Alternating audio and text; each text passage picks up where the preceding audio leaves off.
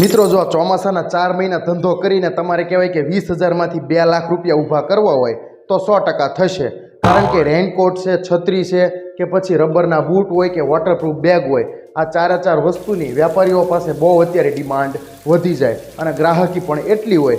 ગમે ત્યાં ભર બજારે સ્ટોલ લગાવીને બેસી જશો તો 100% લોકોને વસ્તુ ગમશે. માથેથી વરસાદ પડતો હશે એટલે કાંઈ એ આવ નહીં જોવે તાવ તમારી પાસેથી વસ્તુ ખરીદી લેશે. ક્વોલિટીવાળી વસ્તુ લાવજો.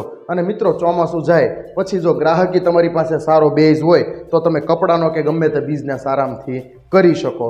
નંબર 2 ઉપર છે ચટપટા નાસ્તાનો બિઝનેસ. જો તમને નાનકડી પણ એક વાનગી આવડતી હોય અને રોડ સાઈડ તમે લોકોને ગરમા ગરમ ખવડાવી શકવાની તમારામાં તાકાત હોય તો લોકો તમારી વાનગી આ ચોમાસામાં જરૂર ટ્રાય કરશે. કારણ કે અત્યારે બધે તમને ભીડ જોવા મળશે અને જો લોકોને ગમી જશે તો એ 100% 12 માસ ખાવા આવશે.